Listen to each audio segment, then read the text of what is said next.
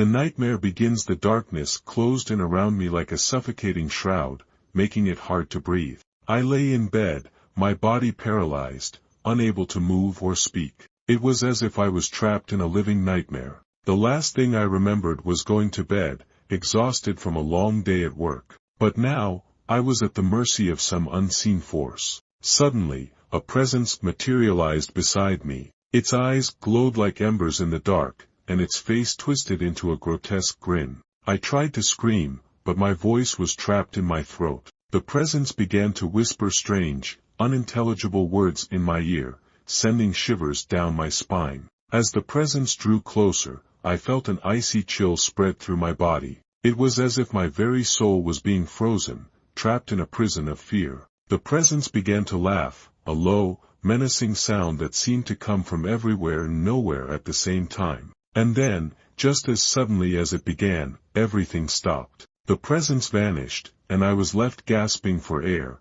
my heart pounding in my chest. It was just a dream, I told myself, but the memory of that presence lingered, haunting me like a ghost. I tried to shake off the feeling of unease, telling myself it was just a side effect of sleep paralysis. But as I lay in bed, I couldn't shake the feeling that something was watching me, waiting for me to fall asleep again. As the night wore on, I found myself becoming more and more agitated. I couldn't sleep, couldn't relax. The presence had left me with a sense of unease, a feeling that I was being stalked by some malevolent entity. And then, just as I was starting to drift off to sleep, I heard it. A low, whispery voice, speaking words that sent shivers down my spine. "I'll be back," it whispered. "And next time, you won't be so lucky." I sat up in bed, my heart racing, and that's when I saw it. A figure, standing in the shadows, watching me. I tried to scream, but my voice was frozen in my throat, and that's everything went black. I woke up to the sound of my own screams. I was drenched in sweat, my heart racing like a jackhammer. It was just a dream, I told myself, but the memory of that figure, standing in the shadows, watching me, lingered. As the days went by, I found myself becoming more and more anxious. I couldn't sleep, couldn't relax. The presence had left me with a sense of unease, a feeling that I was being stalked by some malevolent entity. And then, one night, it happened again. I fell asleep, only to be awoken by the feeling of being watched. I opened my eyes to find the figure standing in the shadows, its eyes glowing with an otherworldly light. This time, I tried to move. I tried to scream, but my body was frozen, paralyzed by some unseen force. The figure began to move closer, its presence filling the room with an unspeakable horror. I was trapped, unable to move or escape. The figure loomed over me, its eyes burning with an evil intensity. And then, just as suddenly as it began, everything stopped. The figure vanished, and I was left gasping for air, my heart pounding in my chest. But this time, something was different. This time, I felt a presence lingering in the room, a presence that seemed to be watching me, waiting for me to fall asleep again. I knew then that I had to take action. I couldn't just sit back and wait for the entity to return. I had to find a way to stop it, to banish it back to whatever hellhole it came from. And so, I began to research. I scoured the internet, looking for answers. I talked to experts, hoping to find some clue as to what was happening to me. And then, one night, I stumbled upon an ancient ritual. A ritual that promised to banish the entity, to send it back to the depths of hell. I was desperate, so I decided to try it. I gathered the necessary materials, and began to chant the ancient words. But as I spoke, I felt the presences stirring. The entity was returning, and it was not happy. As I continued to chant the ancient words, I felt the entity's presence growing stronger. The air in the room began to thicken, and I could feel a malevolent energy building up around me. Suddenly, the lights flickered and died, plunging the room into darkness. I was trapped, alone and defenseless, as the entity closed in around me. I tried to scream, but my voice was drowned out by the sound of my own heartbeat. The entity began to whisper in my ear, its voice like a cold wind that sent shivers down my spine. "You should not have tried to banish me," it whispered. "Now, you will never be free." And with that, the entity began to laugh. The sound was like nothing I had ever heard before, a cold, mirthless laughter that seemed to come from the very depths of hell. I was consumed by a sense of dread, knowing that I had made a terrible mistake. The ritual had not banished the entity, it had only made it stronger. As the laughter grew louder, I felt myself being pulled towards the entity. I was trapped in a living nightmare, with no escape from the horror that surrounded me. And then, everything went BLCK. When I came to, I was lying in my bed, drenched in sweat. The room was quiet and still, except for the sound of my own ragged breathing. But as I looked around the room, I saw something that made my blood run cold. On the wall opposite my bed, there was a symbol etched into the plaster. It was a twisted, arcane glyph that seemed to pulse with a malevolent energy. I knew then that the entity was not just a simple spirit or demon. It was something far more ancient and evil, something that had been awakened by my foolish attempt to banish it. As I stared at the symbol, I felt a strange, creeping sense of dread.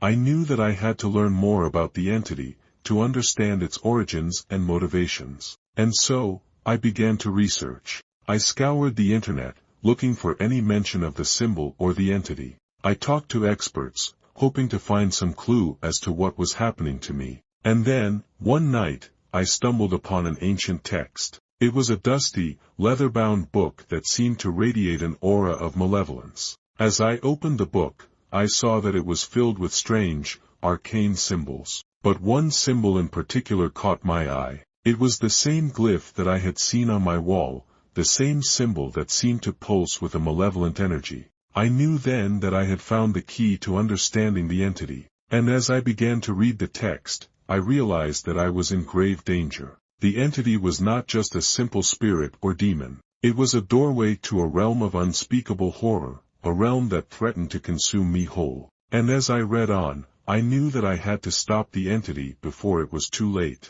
I had to find a way to close the doorway, to banish the entity back to the depths of hell. But as I looked around my room, I saw that I was not alone. The entity was watching me, waiting for me to make my next move. And I knew that I was running out of time. As the days went by, I found myself becoming more and more entangled in the entity's web of horror. I began to experience strange visions, seeing glimpses of an ancient civilization that had worshipped the entity as a god.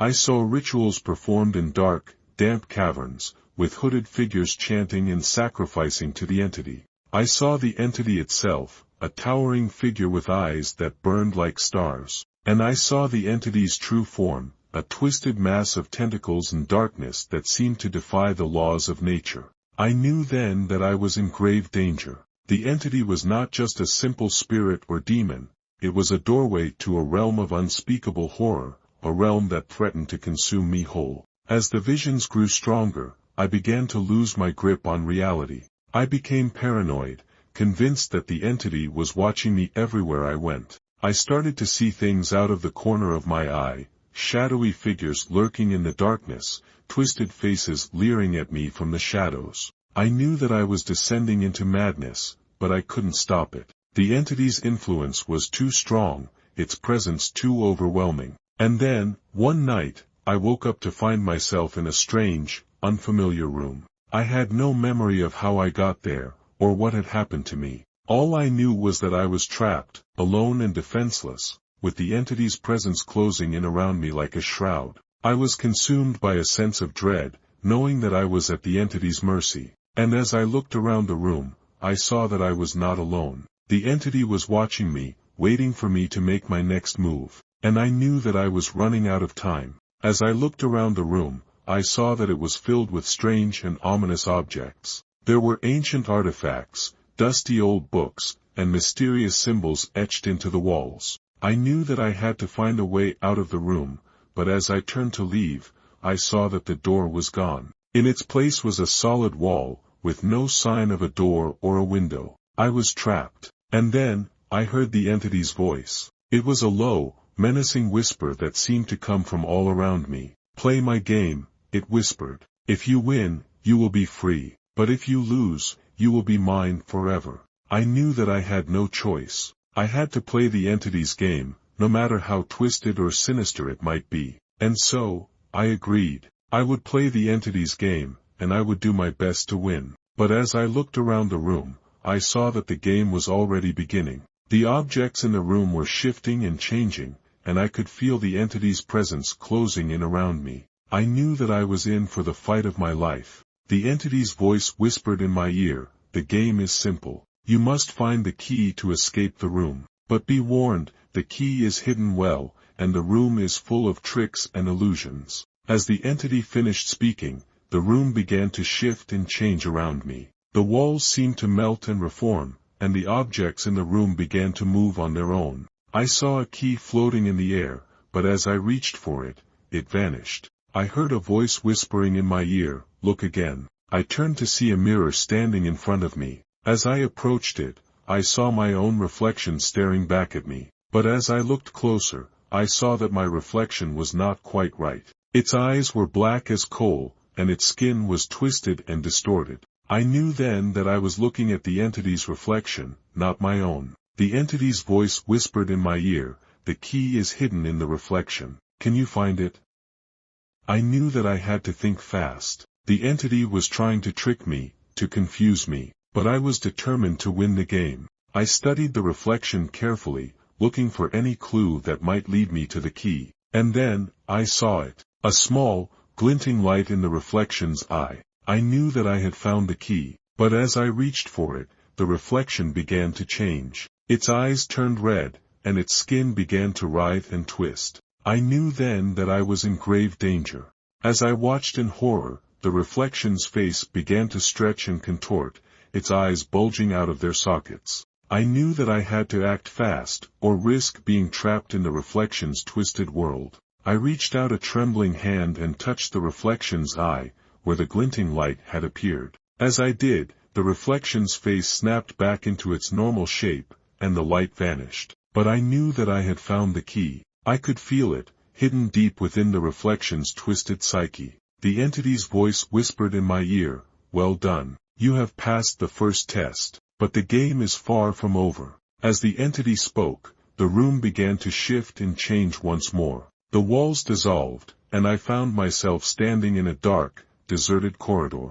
I knew that I had to keep moving, to find the next clue and unlock the door to freedom. But as I walked, I couldn't shake the feeling that I was being watched, that the entity's twisted minions were lurking in the shadows, waiting to strike. And then, I heard the sound of footsteps, echoing down the corridor. They were heavy, deliberate footsteps, and they were getting closer. I knew that I had to move fast, or risk being caught in the entity's trap. As the footsteps grew louder, I began to run. I sprinted down the corridor, my heart pounding in my chest. But no matter how fast I ran, the footsteps kept pace with me. I could feel the entity's presence closing in around me, suffocating me. I knew that I had to find a way out of the corridor, or risk being trapped forever. As I ran, the corridor began to shift and change around me. The walls seemed to melt and reform, and the floor beneath my feet began to writhe and twist. I saw visions of my deepest fears, manifesting on the walls around me. I saw myself trapped in a never-ending loop of sleep paralysis, unable to move or escape. I saw myself being consumed by the entity, my soul trapped in a living hell of terror and despair. But I refused to give up. I kept running, fueled by my determination to escape. And then, I saw a glimmer of light in the distance. It was a door, slightly ajar. I could see a sliver of daylight coming from the other side. I knew that I had to reach that door. I had to escape the corridor of nightmares, and find my way back to the real world. But as I approached the door, I heard the footsteps stop behind me. I turned to see the entity standing in the shadows, its eyes glowing with an otherworldly light. "You'll never escape," it whispered. "You'll never be free." And with that, the entity began to laugh. The sound was like nothing I had ever heard before, a cold, mirthless laughter that seemed to come from the very depths of hell. As the entity's laughter echoed through the corridor, I knew that I had to act fast. I pushed open the door and sprinted through it, slamming it shut behind me. I found myself back in my own bedroom, gasping for air. But as I looked around, I saw that something was off. The room was distorted, as if it was reflected in a funhouse mirror. And then, I saw the entity. It was standing in the corner of the room, its eyes glowing with an otherworldly light. "You can't escape me," it whispered. "I'm always with you." I knew that I had to confront the entity once and for all. I steeled myself and approached it, my heart pounding in my chest. As I looked into its eyes, I saw my own reflection staring back at me. I realized that the entity was not just a monster, it was a part of myself. It was the manifestation of my own deepest fears and anxieties. And it was only by confronting those fears that I could hope to defeat it. With a newfound sense of determination, I reached out and touched the entity's face. As I did, it let out a scream of rage and dissipated into nothingness. I was left standing alone in my bedroom, gasping for air. But as I looked around, I saw that the room was back to normal. The distortion was gone, and the entity was nowhere to be seen. I had faced my fears and emerged victorious. But as I lay back in bed, I couldn't shake the feeling that the entity was still out there, waiting for me. And as I drifted off to sleep, I felt a presence watching me from the shadows. The entity may have been defeated, but it would never be truly gone. The end. The wind whispers secrets through the barren trees of Dead Man's Hill, a place where the living are not welcome, and the dead refuse to rest. It was here, in the depths of winter, that I stumbled upon the lost tapes. I had always been drawn to the supernatural and the unexplained. As a journalist, I had spent years investigating the darkest corners of our world. But nothing could have prepared me for what I was about to uncover. The tapes were old, dusty, and worn. They had been hidden away in a long-abandoned house on the outskirts of Dead Man's Hill. I had been exploring the area, searching for any clues that might shed some light on the strange occurrences that had been plaguing the locals. As I inserted the first tape into my recorder, I felt a shiver run down my spine. The static crackled, and then, a voice. It was low, gravelly, and sent chills down my spine. "This is Dr. Elliot Thompson," the voice said. "I'm recording these tapes as a last resort. I've been investigating the strange occurrences on Dead Man's Hill, and I've uncovered something sinister." I listened entranced as Dr. Thompson described his findings. He spoke of ghostly apparitions, disembodied voices, and an eerie feeling that seemed to permeate every inch of the hill. But it was what he said next that made my blood run cold. "I've discovered that the hill is a nexus point," Dr. Thompson said, "a place where the veil between worlds is thin, and I found evidence that something is trying to come through." I stopped the tape, my mind racing with questions. What did Dr. Thompson mean by something? And what kind of evidence had he found?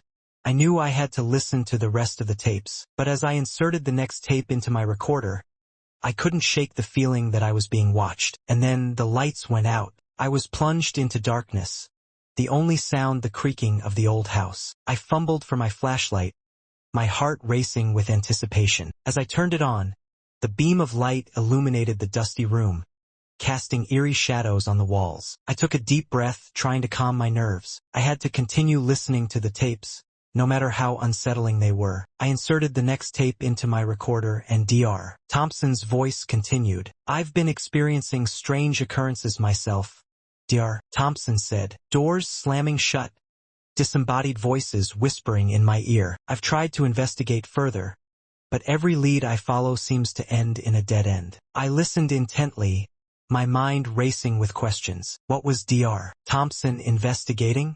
And what kind of forces was he dealing with? As I listened to the tape, I began to feel a creeping sense of dread. It was as if something was watching me, waiting for me to make a wrong move. I tried to shake off the feeling, but it only seemed to intensify. And then I heard a noise. It was faint at first, but it grew louder with each passing moment. It sounded like footsteps, heavy and deliberate, coming from the floor above. I froze, my heart pounding in my chest. I knew I had to get out of there, but my legs seemed rooted to the spot. As I listened to the footsteps, I realized that I was not alone in the house. Something was coming for me, and I had to be ready. The footsteps grew louder, heavier, and more deliberate. I could feel the vibrations of each step through the floorboards. My heart was racing, my mind frozen with fear. I knew I had to move, but my legs seemed rooted to the spot. The footsteps were getting closer, closer, closer. Suddenly, the lights flickered back to life, illuminating the dusty room in a warm, yellow glow. The footsteps stopped, and an eerie silence fell over the house. I took a deep breath, trying to calm my nerves. I knew I had to get out of there, but I was torn between fear and curiosity. What was making those footsteps, and why had it stopped?